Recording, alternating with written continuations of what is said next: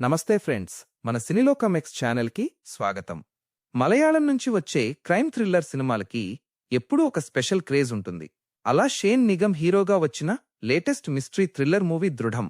ఈ cinema June 12న Jio హాట్స్టార్లో Telugu ఆడియోతో సహా అందుబాటులోకి వచ్చింది.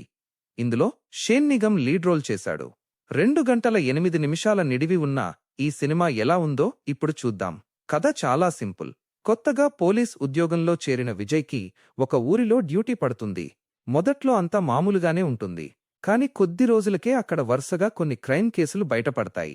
అవి ఎవరు చేస్తున్నారు, విజయ్ వాటిని ఎలా కనిపెట్టాడు? అదే సినిమా. నాకు ఈ సినిమాలో బాగా నచ్చింది క్లైమాక్స్. అసలు ఎవ్వరూ ఊహించని విధంగా వచ్చే ఆ ఎండింగ్ ట్విస్ట్ సినిమాకి పెద్ద బలం అనిపించింది. అలాగే హీరో షేన్ నిగమ్ యాక్టింగ్ కూడా నాకు బాగా నచ్చింది. ఒక కొత్త ఆఫీసర్కుండే కన్ఫ్యూజన్ని తను చాలా న్యాచురల్గా చేశాడు. సినిమా ఫస్ట్ హాఫ్ చూస్తున్నప్పుడు నాకు కథ కొంచెం రొటీన్గానే అనిపించింది. ఒక కొత్త ఆఫీసర్ రావడం, అక్కడ క్రైమ్స్ జరగడం మనం చాలా సినిమాల్లో చూసినట్లే ఉంటుంది. కానీ డైరెక్టర్ మెల్లిగా ఆ సస్పెన్స్ బిల్డ్ చేసిన విధానం బాగుంది.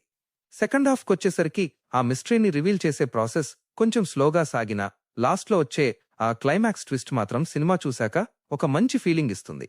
కానీ సినిమా మొత్తం అంతా బావుంది అనలేను.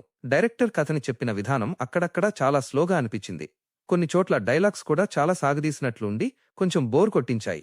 క్యారెక్టర్స్ని ఇంకాస్త స్ట్రాంగ్గా రాసి ఉంటే సినిమా ఇంకా బావుండేది అని నా ఫీలింగ్. మరి ఫ్యామిలీతో చూడొచ్చా అంటే చిన్నపిల్లలతో అయితే అస్సలు వద్దు. ఇందులో ఎలాంటి బోల్డ్ సీన్స్ లేకపోయినా కొన్ని చోట్ల డెడ్ బాడీస్ని చూపించడం, అలాగే రక్తం, యాక్షన్ సీన్స్ కొంచెం డిస్టర్బింగ్గా ఉంటాయి. కాబట్టి పిల్లలతో చూడకపోవడమే మంచిది. క్రైమ్ థ్రిల్లర్స్ ఇష్టపడే పెద్దవాళ్లైతే మాత్రం దీన్ని ట్రై చేయొచ్చు. కథలో కొత్తదనం లేకపోయినా ఒక మంచి క్లైమాక్స్ కోసం చిన్న చిన్న లాగ్స్ని పక్కన పెట్టి చూస్తే ఈ వీకెండ్కి ఇదొక డీసెంట్ వాచ్ అనిపిస్తుంది. టైం పాస్కి జియో హాట్స్టార్లో ట్రై చేయొచ్చు. నా వరకైతే ఈ సినిమాకి 5కి 2.5 ఇస్తాను. ఈ వీడియో నచ్చితే ప్లీజ్ లైక్ చేసి మన సినిలోకం ఎక్స్ ఛానల్ని సబ్స్క్రైబ్ చేసుకోండి.